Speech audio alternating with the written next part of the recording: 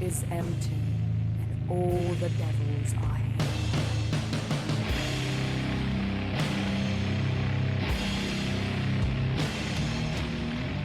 Welcome to another bonus edition of the Devil's Library, and we are doing yet another of our Ligotti episodes, and with me tonight is Ligeia. Hail Satan. And a special guest all the way from the US of A. Hello, Chris from the band Buzzard. Hello. How are you? Thanks for having me. No worries. Doing as well as one can be, given the circumstances. Yeah, in the ongoing fascist-based collapse of our universe that's going on around us. So let's dive into some bleak cosmic news. Yes. Let's really depress ourselves. It's cathartic in the end. It is, you're right.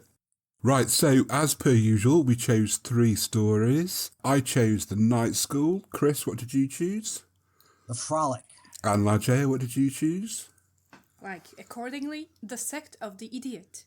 Okay. Nice. Let's start with The Sect of the Idiot, shall we? Do you want to tell us a little bit about the story?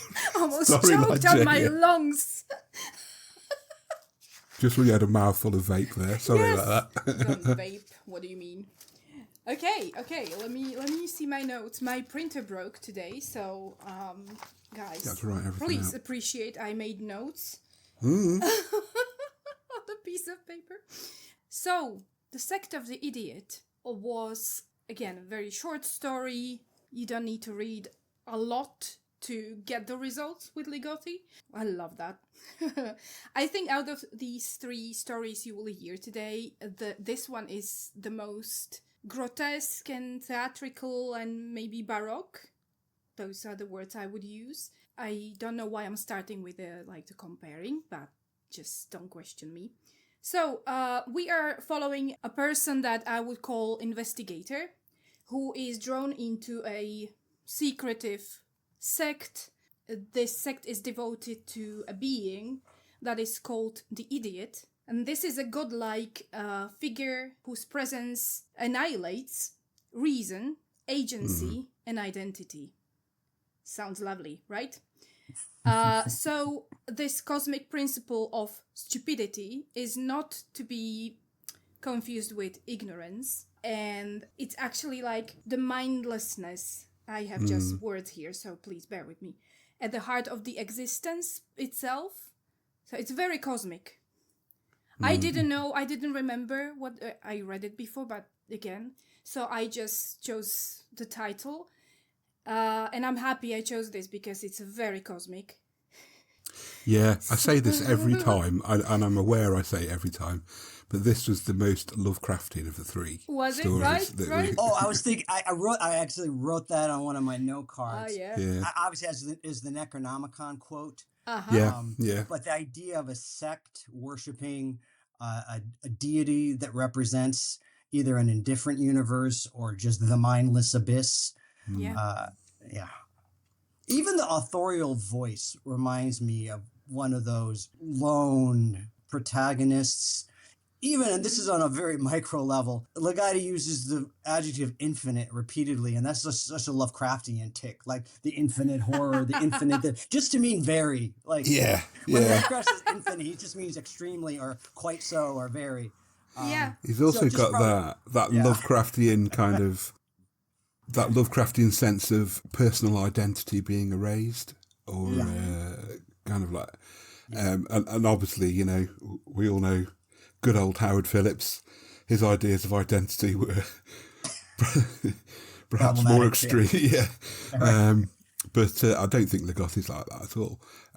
But again, those themes of kind of like the erasure of personality, the erasure of personhood. And another Lovecraftian element is the physical space where the sect worships has like non-Euclidean geometry. It has the dimensions don't make logical sense. The way even the town itself ends up being infected by this strange alien geography, which is just like in the actual story Call of Cthulhu, when the temple of rises out of the ocean and the narrator describes how the angles didn't make sense with each other. it's almost like a Lovecraftian cliche, the non-Euclidean angles in the geometry and the physical space of the sect as it exists in the dream and as it exists as he revisits it later and as he wanders the town after it's been infected by the grim bleakness of his nightmare dream. Yeah. Yeah, I mean, Ligeia and I, with Pike, read The Haunting of Hill House as one of our full episodes. And Shirley Jackson does something similar with that kind of like the angles don't quite add up to 360 or that kind of stuff, and it the looks house weird. is different from outside, and the dimensions are not the same in the inside, and the doors are not dooring, the windows are not windowing.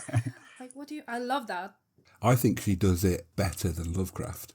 Not that Lovecraft's are bad, but she just brings it's kind of like there's a clarity to it. There's clarity to her writing that doesn't really exist with Lovecraft. And a very painterly quality that he finds a voice that's has enough detail to picture it like a painting, but vague enough, like general enough, like lacking enough specifics so it feels universal. And sometimes I'll walk away from these stories and the sequence of events are almost banal, but the images in your mind are nightmarish and haunting and cosmic. And he brings it very close to human, I think, anywhere, because the description of the town, the streets, I would imagine it's in the most areas of the world. Could be. The setting exactly. could be, 100%. House is a house. It doesn't really belong to New York or Boston or London or, I don't know, Moscow. It's a house. It's a street, and it's confusing. There's roofs, there's chimneys, doors and hallways, and it's just how he works with those simple aspects of normal human, everyday life. You need to go through a city, a street, a village, or whatever. Yeah. And he changed it forever for me. That is a trait of his writing, because he does. I mean, the sort of like the first part of the Sect of the Idiot is stylistically almost interchangeable with Music of the Moon. The short, very close. Yes. Interesting. Nice call. Yeah. It's Ligotti's usual theme of insomnia and wandering a city, and that one was also my choice. So I don't know. Yeah. I guess I am intrigued with these night walks when you can't sleep, or are you actually up? We don't know, but yeah. So this is like the plot, I would say. I don't know how you guys found this. Where was the horror in it? I think it's kind of clear. Yeah, the body horror of the hand. Yeah. And was it disturbing in any way? I don't know. How about you, Chris? Like, are you atheist, or what are your beliefs? Like, was it disturbing you in any way? Yeah, I think the description of their tentacles, but they're strings, like the hands of the figures in the dream, and then you sense already that that's the pivot point that will the horror will emerge from. And then as he emerges from his dream and he's being infected by the plague of the cosmos, or you see it as he's walking down the street, and there's the reactions of people, and he's deformed, and that mysterious figure who starts laughing, it's like, your hand. I was really, I think it's visceral. I think that what's interesting about this story is, like all the guys, there's a kind of heady, there's a philosophical through line, but then at the same time, he does touch on real visceral body horror tropes at times, and that straight out of 1,000 stories. The rotting hand, just feeling your own body disintegrate through corruption. He touches on a lot of themes in like you both just said, in one pretty short story. Yeah. Because you've got there's the things you've talked about, and there's also this kind of like horror of what you might be becoming, and this loss of personhood that I talked about earlier, this loss of individuality. It's a very complex. I mean, on the surface, you think, oh, it's a shocker about a man going into a strange, but it's not just that. There's always more, and there's always other things and other types of horror that he's playing on.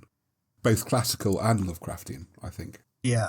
I think that's the through line. A lot of stories in this collection, and even the 3 stories we're talking about tonight, have an access point with conventional horror tropes, whether it's body horror or like with the frolic, the hidden blight of suburbia, like a John Cheever story gone horribly awry. Yeah.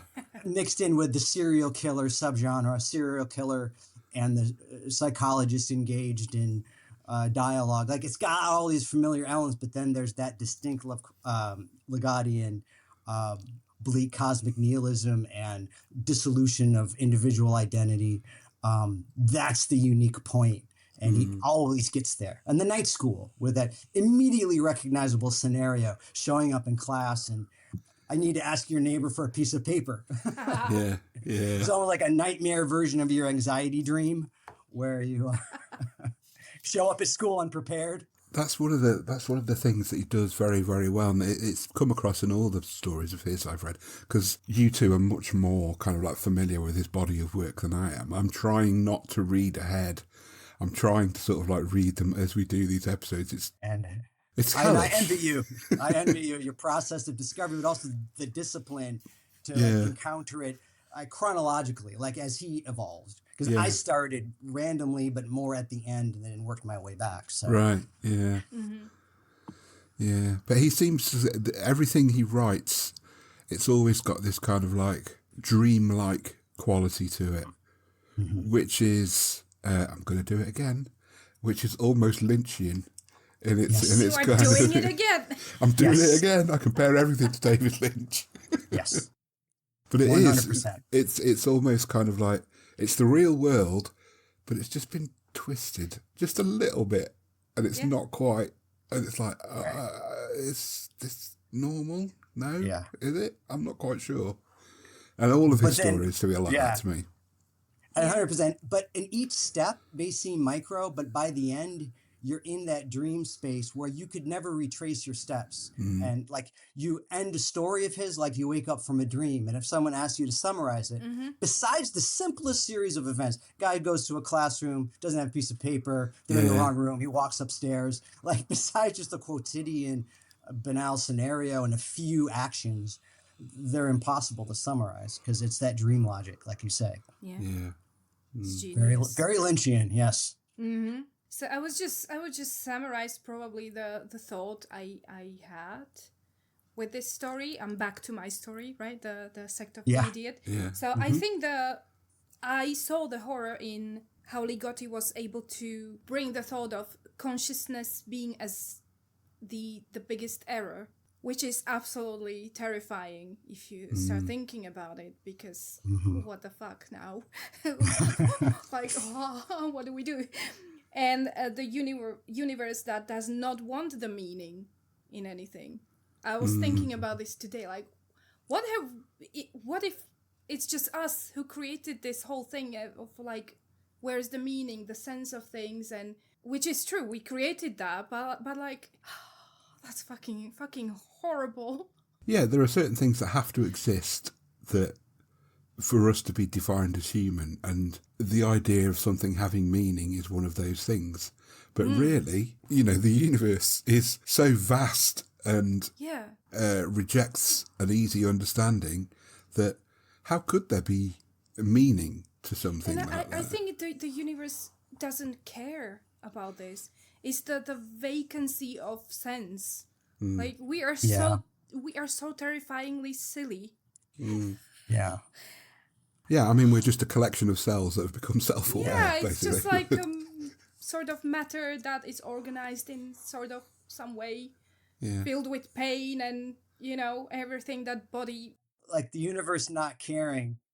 And one thing I often feel is distinct about the Ligottian subgenre, writers like him as well, is Lovecraft, the universe is mostly indifferent, like doesn't care, or there's these space monsters. They may be at times malevolent, other times just indifferent. Then the modern post-Lovecraftian fiction, the universe becomes increasingly malevolent, like you know, also, and in these stories in particular, like corrupting, toxic.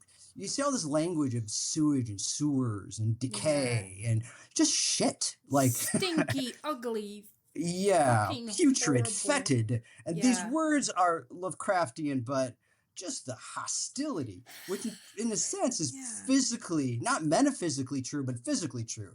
Apart from this little sliver of atmosphere here on Earth, the universe wants to kill us. Right? We immediately die in space. It's a hostile place. So it's both physical and metaphysical.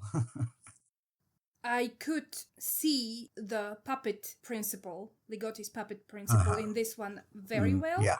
Right? Yeah. Right? Have you seen it as well?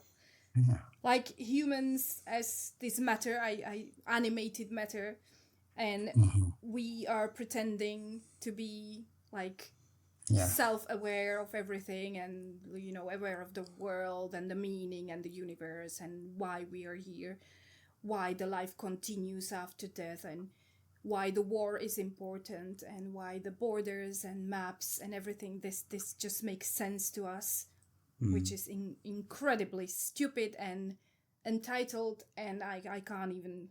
the universe just doesn't share this delusion with us, and it's sort of terrifying and also liberating, like, well, why all this pressure? Yeah. Let's just have a life. I don't know. Yeah.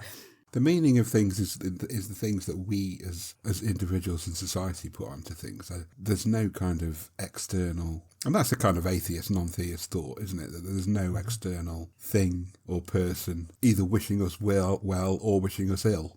They're just, indifferent. The universe is indifferent. It neither cares for us nor hates us. Chris, tell us a little bit about the frolic. Yeah. So I like to think of this story as like the first song on the first album, right? You're introducing yourself. It's the first story in his first collection.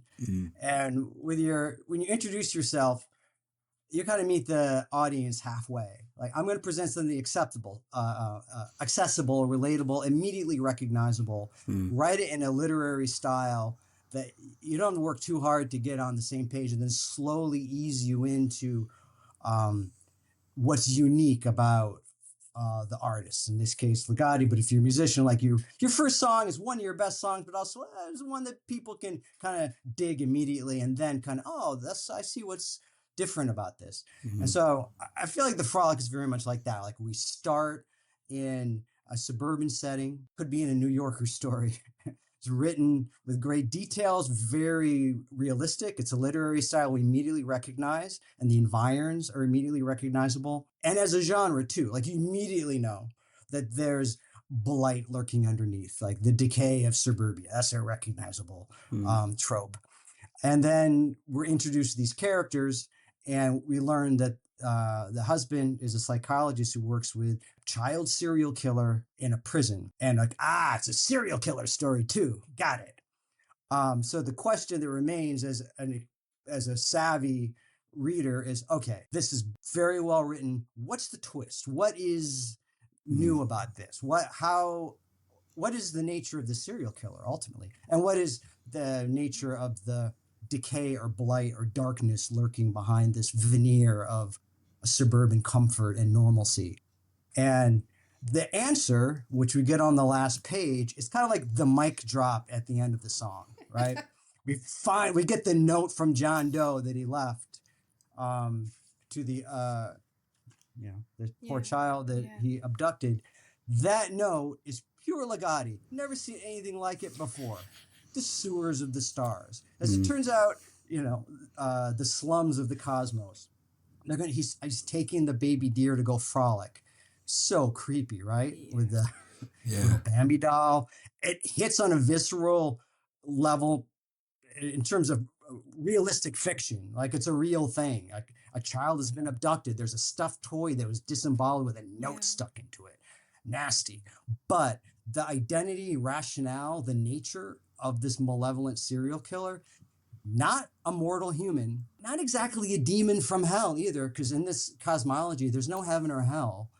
It's chaos. Actually, literally, there's a line in there that John Doe is chaos, represents chaos, which is, back to the sect of the idiot, the mindless abyss. Except here, it's not so mindless, it's actually malevolent. But such a highly developed degree of lunacy that this demon conceives of its malevolence as a fun game, right? Through the frolic, he's taking, based on a literal physical level, this is a serial killer murdering a child, but it's also a cosmic demon taking this human to stretches of just horror in the vast cosmos to suffer, I don't know, indefinitely, like a Hellraiser scenario. Yeah. So there's the other one that we did, I think in part 2, Ligeia, the one about the writer. The artist that was. No, Drawing? it was the one that she was a writer. The character was a writer. The Alice girl. Yeah. Yeah. And this one, the frolic, is very much not thematically or stylistically, but in terms of its kind of like immediacy and its accessibility. Yeah. It's very. The narration, I would say, it's quite similar. Yeah. It's like not very, very cosmic. Nothing. It's more about people's interactions. Yeah, you kind of like think, okay, this is a story that is immediately understandable. And there's no monster, you know. No monster like it was in the first story. That was mine. There was a monster. It was monstrous. It was not. It's a monstrous form. human, right? Yeah. Right. Yeah. It's a human, and serial killers. So that's a good point. There's no monster in the sense of a supernatural being, or so it seems at first. It's a serial killer, but then we realize, it's a supernatural serial killer, which is not unheard of. We get those. We've had those. But it's this nature of its supernatural evil is uniquely Ligottian because it represents forces of a hostile universe that's a weird blend of malevolence, indifference, and negation of human identity. I think one of the things I most liked about that story was the first 2 or 3 pages. Yes, the rest of it was good. All of it was good. But I really liked that kind of like the sort of immediate exposure of the kind of like under tension, the suburban tension of a married couple sitting down. Their daughter has gone to bed. They're sitting down. They're having pre or post dinner drinks. Not quite sure which. And they're talking about their day, but there's this kind of like not quite acknowledged wrongness about it all until one of them actually has the courage to say, okay, yeah, right, you're right, I've had a shit day and this is why. Yeah. There's this simmering tension. Tension between them. Yeah. And the false politeness. That was like, please, just say it. Say something. Just say it. I had a shit fucking day. Yeah. And then, my dear. Oh. Yeah.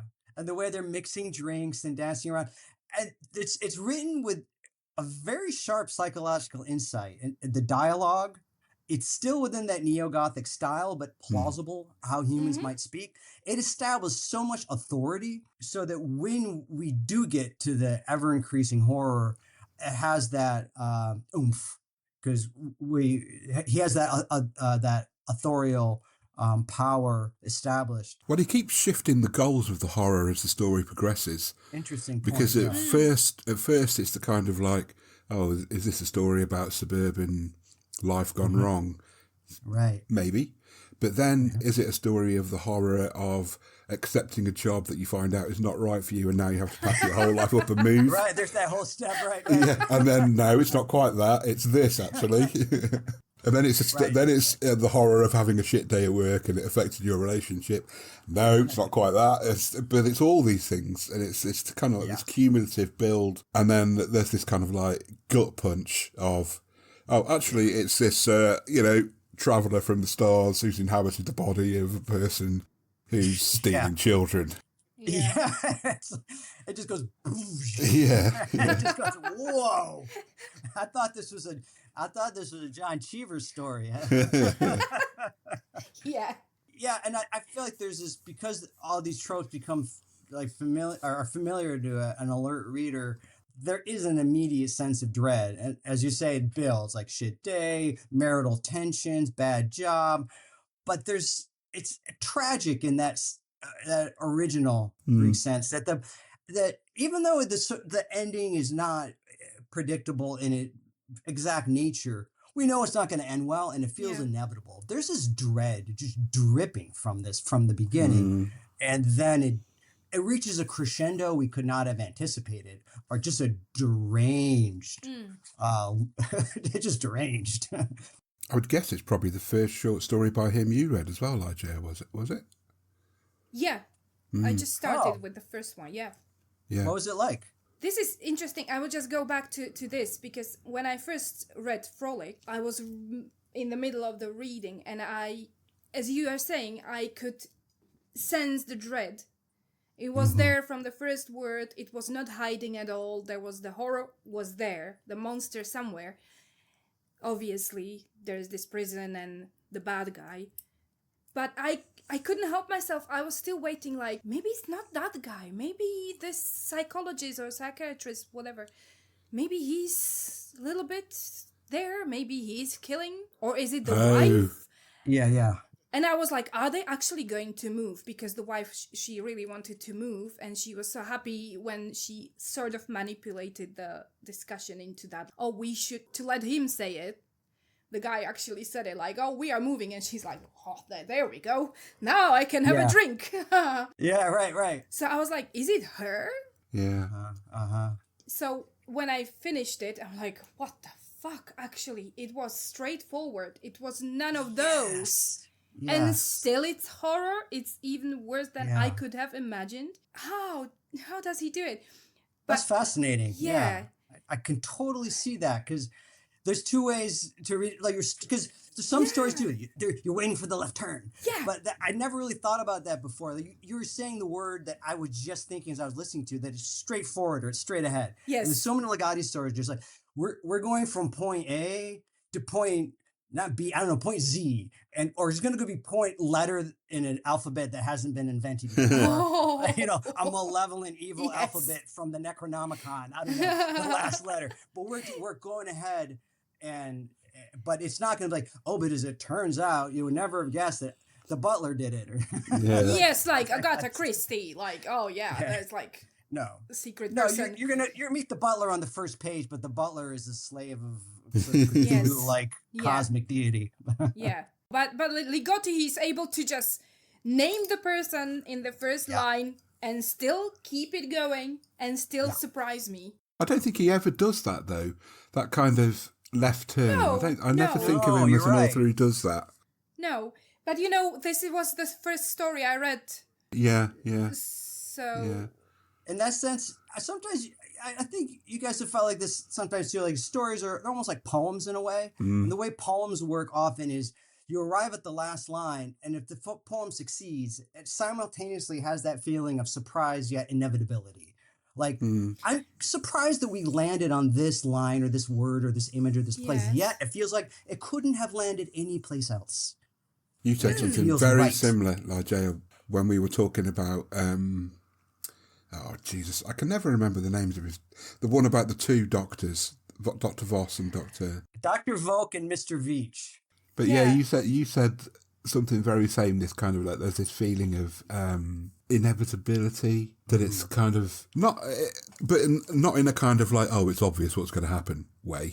But in a kind of like, Jesus Christ, the doom is impending, it's Yes, but you never, well, I know it's there. It's staring at me in every single word of that page, and my mind goes to like, oh, there's gonna be a surprise. Well, it is, but not in a way that I would imagine.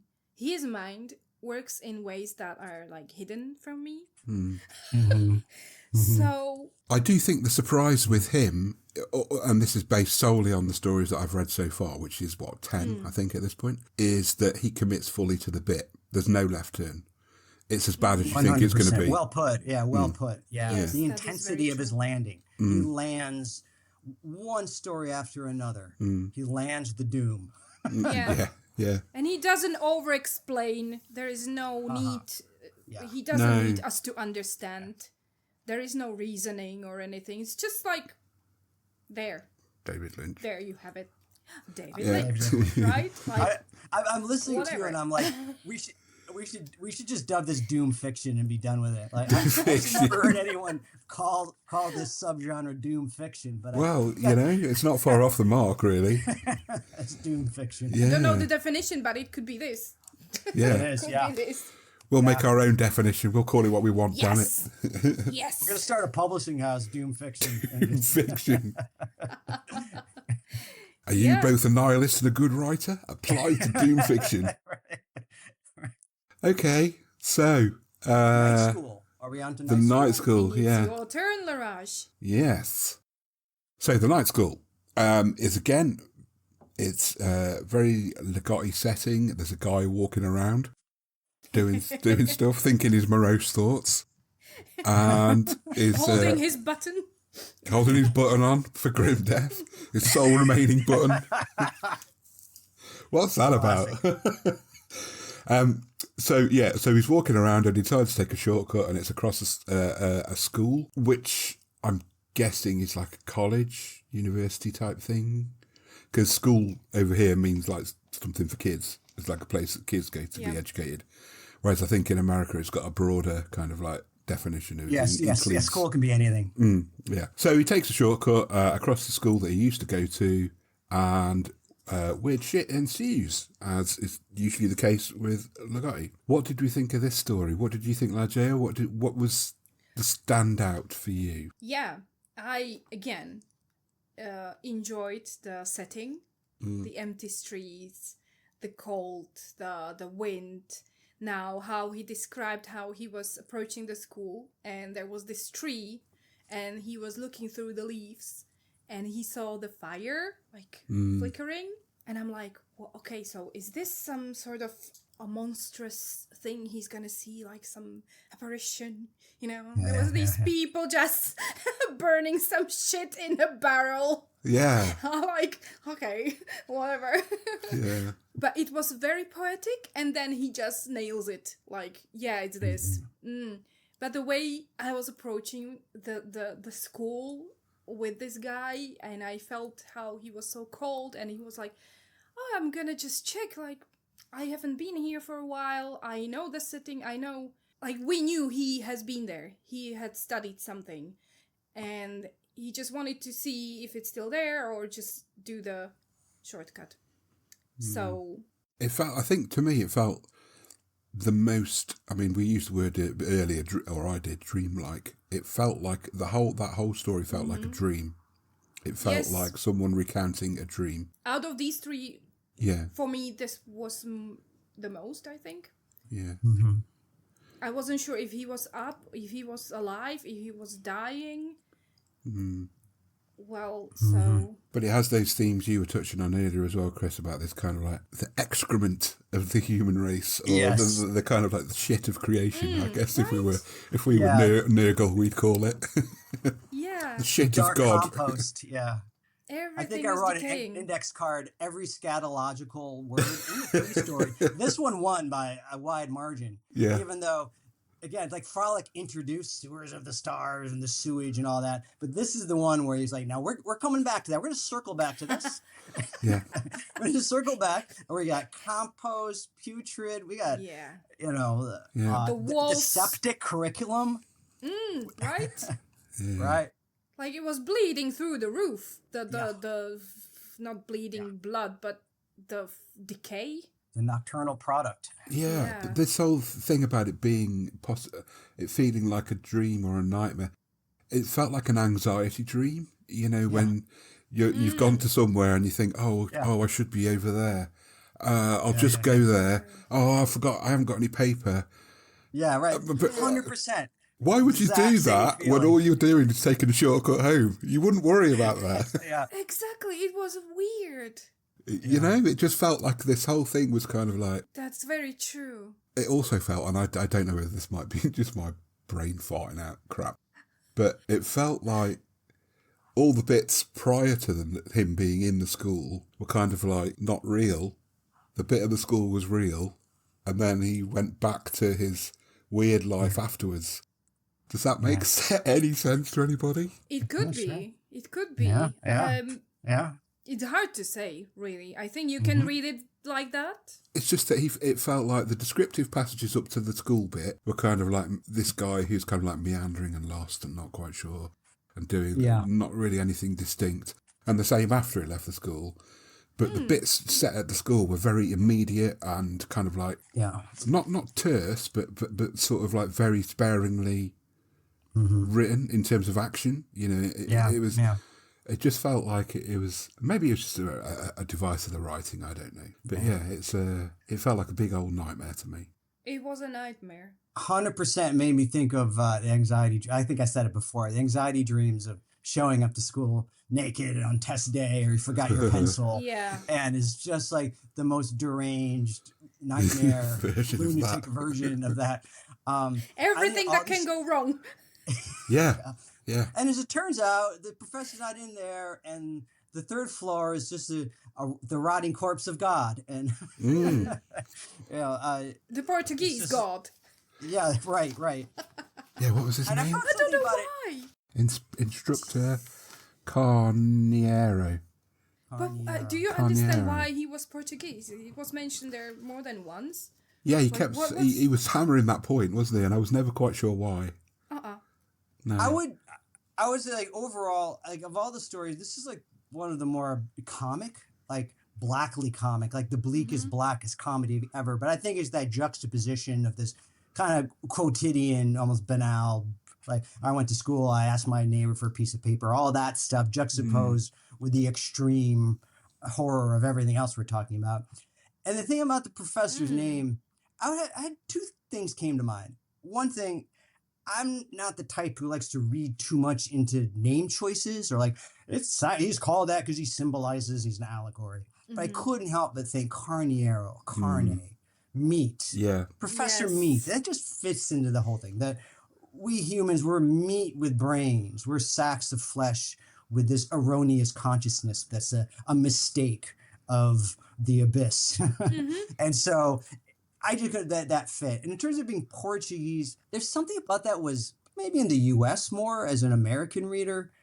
There's not a particular stereotype for being Portuguese. It connotes something foreign without any unwanted connotations. Like, say if he was German, or you immediately have a host of associations. If he wanted to be geographically specific, to have that exotic foreign connotation, but without carrying along. If he was Italian, you'd be But in the U.S., at least, it's a little bit of a blank. Like, there's no immediate stereotype or image or cultural connotation. I have no evidence that that's the case, but I would say, as a reader, if I were to swap in, at least as an American reader, if I were to swap in other nationalities, there could be some unwanted or distracting connotation. But it helps the story that the professor is geographically named on planet Earth in a real place that is exotic and foreign, especially since he represents, or he's an avatar of chaos and degeneracy and corruption, decay. He's certainly a character that would have fitted into one of Lovecraft's more florid stories. I mean, Lovecraft was a big... He liked to introduce kind of like professors, lecturers, instructors. Yeah, and I think Carniero would have definitely fit into that. I mean, he obviously is a kind of like... I'm not going to use the word trope because I think that's unfair to Ligotti. But he certainly fits that kind of like Lovecraftian... archetypal. Sure. I think trope is fair because you've got the dread tome, and if you don't have a dread tome, you have a dread avatar of the tome, a dread professor, a dread and all his diagrams and all of that he's the presenter of the Dread Tome of the Yeah. Necronomicon, dispersed on all these pages that he's disseminating to his students. Yeah. Now there you are saying this, this is like a big thing that I see in Ligotti's work, is the institution that's always there, it's present. And now this institution of the school is represented by this professor, and the students were like almost worshipping him because of the hidden knowledge he was reciting, and nobody actually understood what, because that didn't make any sense to anybody. So maybe it's his take on how we think that our institutions and the order we put in things and documenting all the stuff and putting everything on the page in formulas like this is the knowledge, and actually he's laughing at this like it's almost like a nothing. satire. Yeah, it's a Yeah. parody. It's a Nothing. satire of exactly what you're saying. right. He made sure that the character was called Instructor Carniero, not Teacher right. Carniero, not Professor, right. but he was called Instructor Carniero. And that ties in very much to what you just said, Ligeia. Yeah. This Realised idea that. that he was just kind of like, he wasn't trying to impart wisdom. He wasn't trying to kind of like teach anybody. He was just instructing them to keep doing these diagrams over And they were following over him. and over, and they were just doing it. blindly like sheep. The fact it was nonsense is part of the point. He was instructing Yeah, them into yeah. the nonsense of human existence. And this exactly, this idea blinds all these three stories together. Sure. I think now, in the Frolic was this psychologist, psychiatrist, I forgot which one, forgive me, which is also like the prison, the institution, and how he wasn't able to see through what's going on in his house, like the danger. He just didn't see it. He was sitting on his sofa on his ass, and this guy somehow did it. Anyway, so institution failing. And also the idea that the institutions are attempting to indoctrinate. In these cases, especially Sect of the Idiot and Night School, you have this, once again, the lone scholar, the lone wanderer. Yeah. And they're being indoctrinated through corruption, through there's something of it, both physical and metaphysical. Like it's physical through the hand, it's metaphysical through the images invading his dreams and his consciousness, and they're getting infected. And they're different sects. In the Night School, it's a cult. They're both cults. The sect there's a cult worshiping the mindless abyss. Yeah. In Night School, they're worshiping an instructor who's an avatar for death, the void. Yeah. Decay, really, yeah. The horror I felt in this story also came from the idea of how he has been to this school before, so he is re-entering something. Yes. And it's not possible to re-enter. It doesn't remember him. So it's like nothing actually remembers us. Is like, oh, okay. Well, there's the indifference of the universe right Yeah. there for you. Yeah. Ligeia, you said something along like that seemed like a glimmer of hope, like a glimmer of light, because this story has a bit of that. Yeah. I thought, in terms like at the end, it's almost like he reached nirvana.